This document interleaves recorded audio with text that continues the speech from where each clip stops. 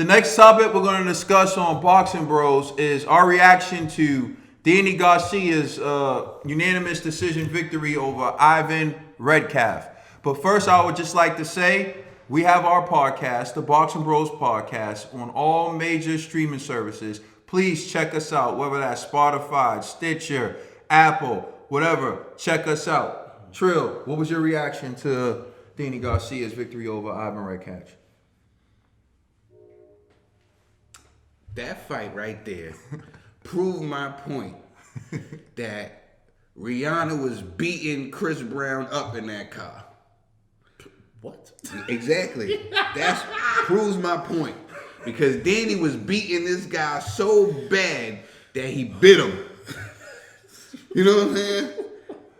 I don't know. Listen, that's how I was feeling. Rihanna was beating Chris Brown so I have bad. no relation to those You know what I'm statements. saying? He was beating him so bad. Of Trill. That's why he bit him. Let us take the time to give the Boxing Bros a warning. The views and opinions of Trill do not reflect Boxing Bros as a whole. Back to what I was saying. Danny beat that boy so bad that his only defense was to bite him. That's how bad that butt whooping that Danny put on Redkach was last night. Danny took off a round. And that's the only round I gave to the guy. I think it was like the I remember the one when he landed like 5 body shots, right? Like 5 left hands to the body. I don't know. It was the only. It looked round. like Danny was trying to figure out a way to counter it, but he just couldn't. Like, I know you're talking about. It just seemed like I don't know. Like Danny's just on another level. Danny's on another level, and he just beat this guy up. I thought they was going to stop this fight. I'm just worried about Redkach right now. Yeah. Because the shots that he took, you know what I'm saying? Even Sugar Shane Mosley's pops wanted to stop the fight. That's how much it was just bad. It was just bad. After a while, I was just like, after the 8th round, I was like, I can't watch this no more. Just somebody just stop the fight, because it's not like he can do anything better but just get beat up. You said something, and I think Danny felt that way as well, because. And we'll get to Jim Gray. Actually, we didn't plan on it, but I do want to address Jim Gray as well. Danny said, I felt like the ref should have stopped it. Mm-hmm. And when we were watching that fight, Danny stopped going for the kill. Yeah. And I think in his heart, he didn't want a Patrick Day. He didn't want, it just seemed like he didn't want, he lost, the hunger to, abuse this man. But were you done with your reaction? Because I'll just jump. Oh yeah, no. Yeah. So my reaction to the fight was this. I totally agree. It seemed like he was like, I don't want to hurt him. After a while, he just started smiling, and he was like, I don't really want to cause this kid any more damage. You know what I'm saying? Like Danny did say, he thought the ref was going to stop it, and the ref should have, because it was like this kid didn't. He had no shot. Nah, he had no shot, and it's just in your head. If you watch the NBA. Why do so many teams blow 20-point leads? Because in your mind, you can't lie like you're not up by 20. Naturally, you ease up. You're like, man, I got a 20-point lead on them. Then the other team's working so hard to catch up. And then you're like, wait, they caught back up. Now you got to start playing again, but you don't relax so much. It's just natural. And then when you don't want to do certain things, it's the tendency to ease up. And it did look like Danny Garcia eased up a little bit. But let me touch on a few things. Before I give my reaction to the fight, Ivan Redkach is a man with an identity crisis. He has an identity crisis. I'm going to tell you why. He's Ukraine, right? And he was, before the fight, he was like, yeah, Mexican style. I fell in love with Mexican style. And I was like, that's cool. But then he took off his robe, and I'm like, this guy looks familiar. But I don't know, I've only seen him fight Devin in a few. And then it hit me. He has Miguel Cotto's tattoo. He has Miguel Cotto's tattoo. So he's Ukraine. He's from Ukraine. He fights Mexican style, and he has a Puerto Rican's tattoo. What do you want, man? What do you want? No, but anyway, getting to the fight. Danny put on a brilliant performance, and this once again goes to the bias of boxing. I watched Earl Spence Jr. fight Mikey Garcia, a smaller guy who came up to challenge the boogeyman, and he couldn't knock him out. but he outboxed him. And people, they gave him credit for his boxing skill because they said he couldn't outbox Mikey Garcia. Earl turned it into, I said I wanted to outbox him because they said I couldn't.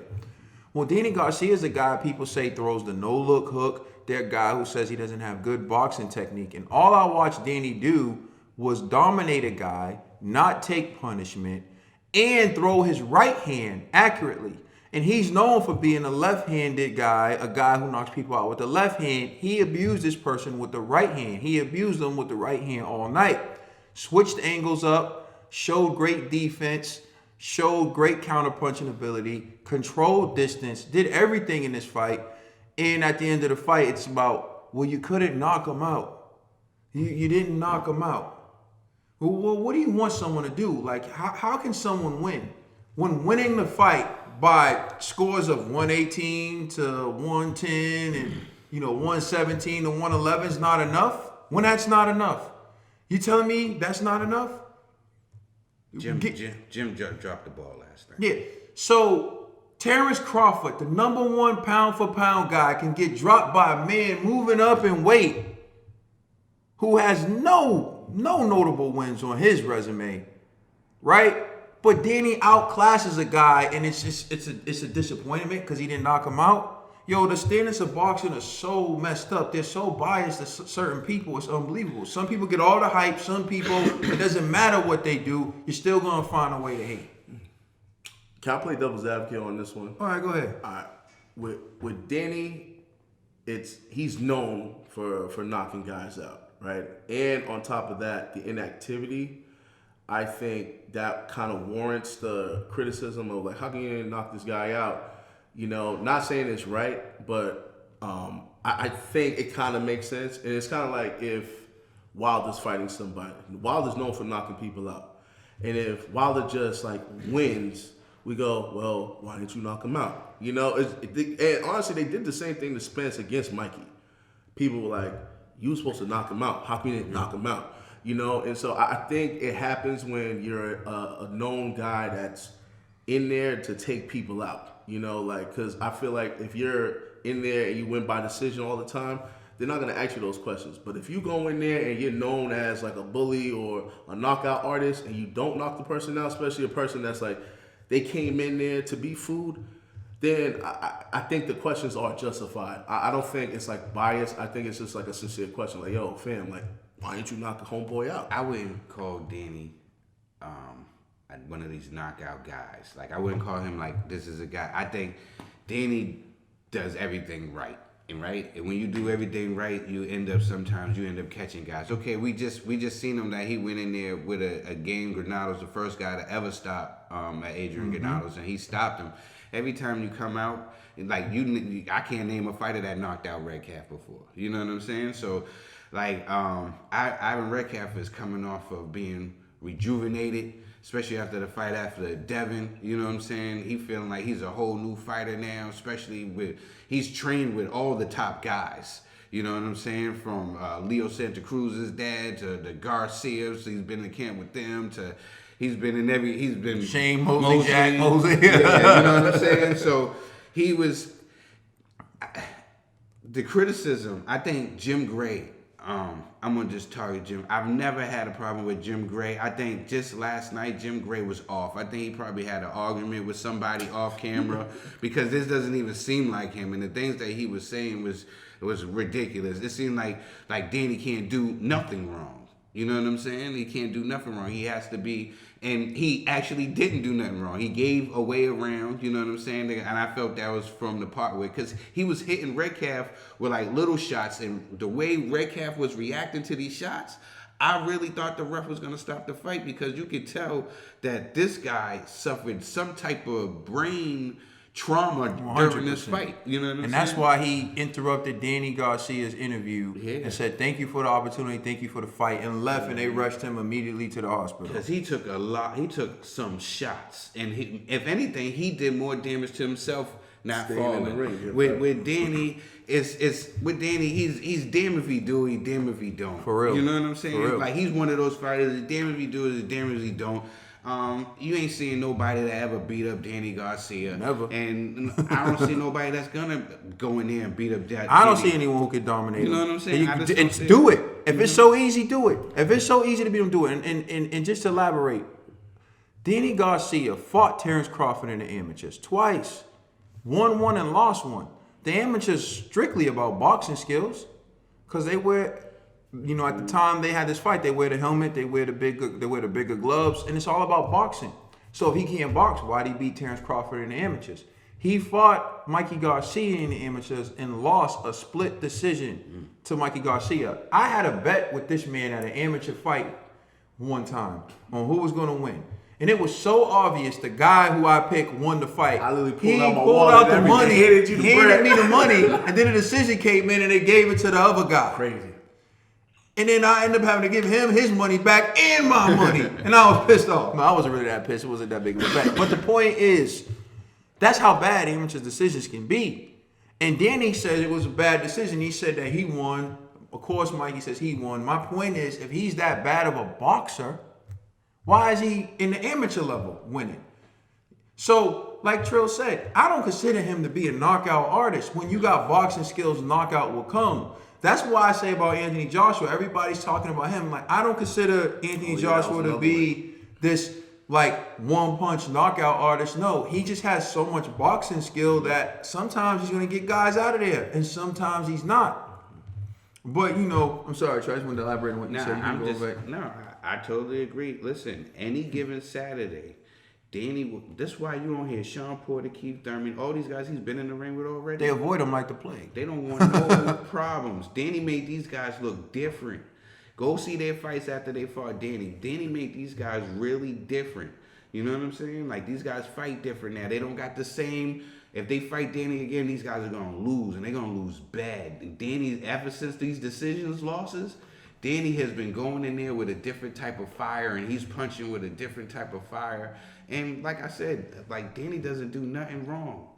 You know what I'm saying? He does everything good. You know what I'm saying? That's a tough fighter to beat anytime. You always going to hate on the person that's, you know what I'm saying? Mm-hmm. That is, he doesn't have to talk about how good he is. He doesn't have to talk and say, oh, I make all this money and this. You see it.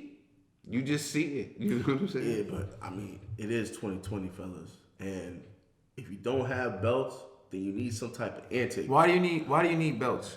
Because that's the only way people go. Because look at all the guys that he wants to fight. And a lot of dudes and stuff. That's the way they avoid him. That's the way they avoid him. So if you don't have belts, then you need something else. So honestly, I think how do you win a belt? How do you win a belt? You fight a champ. Okay, so at some point, every champion had to get a title shot. Exactly. Right? So then now, how do you get a title shot, right?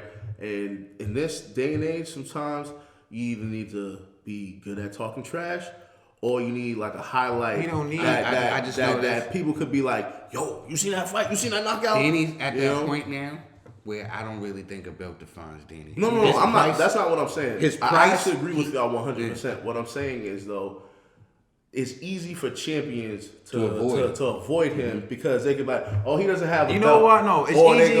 It's easy for champions to avoid him in this era of boxing, where people just, fanboy and choose sides and whatever. Fact. So you have the Terence Crawford faction, who will automatically give Terence Crawford a victory over Danny Garcia, so he doesn't need to fight him. Because in their mind, he already beat him. And then you got and I'll give Earl Spence because he was going to fight Danny. So for all the trash talk people give, Earl was going to fight him, so I'll give him his props. Listen, he was going to step in the ring. This is how you know that Danny Garcia is a great fighter. Earl said, I don't care about a belt. I want Danny Garcia because that's going to make me great. You know what I'm saying? That will be that's how he looks at it. Danny don't need to make him worse. You know what I'm saying? Yeah. Well, if he gets that win though. Yeah. And the other thing is, after Danny fights, when Danny fought Sean Porter, Earl Spence said, I thought Danny won. Exactly. And a lot of people feel that way after his fights. I've never seen him lose a fight. You can call me whatever you want. I know I scored fights. You see the predictions I make. You see my prediction record. You hear me talk. People say I'm crazy, and then it plays out. Look, I scored the fights. I had Danny winning. You score round by round. You understand? Like, that's how you score fights. I had Danny winning both of those fights. To me, I've never seen Danny Garcia lose a professional fight. That's just how it is for me. I mean, I can't tell other people how to be. But, you know, if I hit you with a shot and I hurt you so bad, you're running from me for the entire round. Every second you run away from me, you should be losing. So you run for 2 minutes of the fight and you stand your ground for 45 seconds of that round, and then you win that round. How? I hurt you so bad, you ran from me the whole round. Like, and the Sean Porter, that's a no-brainer. Clean, effective clean shots. punches. Landed 42% of his power punches. And the ref was about to raise his hand. That's how you know. The ref that we all love, Stephen Willis, was ready to raise Danny Garcia's hand when they said Sean Porter, and even his face was like, and he, come on now. Yeah. So honestly, you remember how we always say poor Dillian? Yeah. It's poor Danny. a lot of poor. Yeah, he can't win. You can't have your first name can't start with a D unless it's unless it's Deontay. But, so we'll just say real quick because this segment's kind of going. Who would you like to see Danny fight next? Anybody with the kahunas to step in the ring with Danny.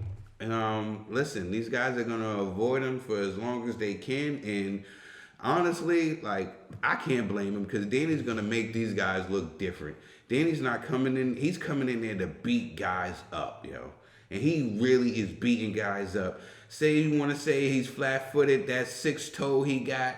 Whatever. You know what I'm saying? Listen, you ain't never seen Danny put on his behind. You ain't never seen Danny get beat up. I seen Danny done change fighters in their appearance. Listen, if Manny Pacquiao wants to go out, I think that would be a good pay-per-view fight. But I was also saying, Manny, I want you to be able to enjoy the fruits of your labor, and you stepping in there with a Danny Garcia, I think you're gonna be different after that fight. You know what I'm saying? Even though you're the great Manny Pacquiao, fighting Danny Garcia is really risky. And I think all these other guys with the belts, they should try to avoid Danny Garcia. You know what I'm saying? If anything, but Danny can beat all these guys any given Saturday. Beat any of these guys. You know what I'm saying?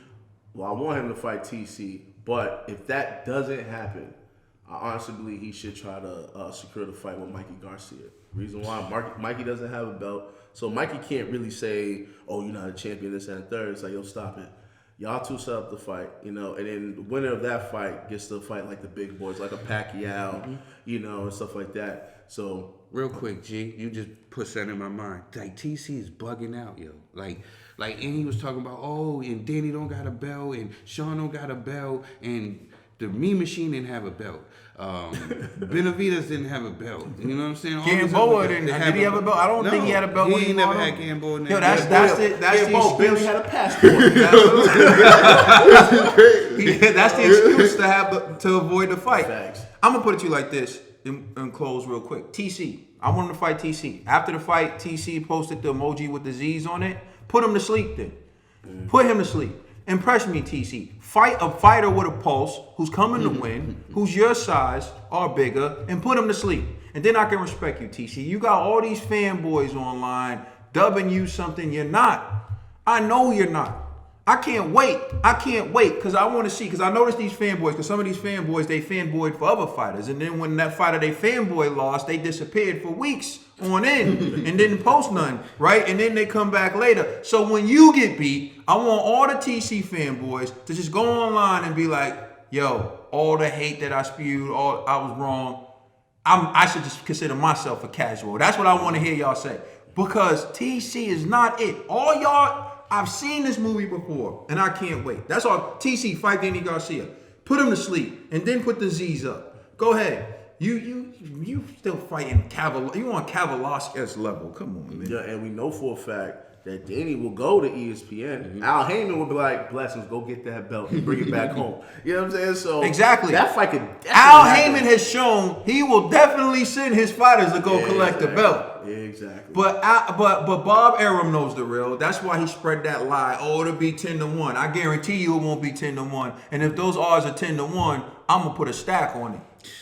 And yo, TC, one I thing. would too. You gotta eat. Yeah, for real. TC is doing himself a disservice over there, and I think Bob Arum and everybody over there at Top Rank is doing him a disservice over there by not putting him in there with some top quality opponents. You know what I'm saying? Because you're only as good as the people that you in there fighting with. And he's in there beating up on Secure Stevens and stuff in the gym. And it's Clarissa Shields. This is He got Clarissa. He got Clarissa in there. you know, thinking he's still Not even him in there.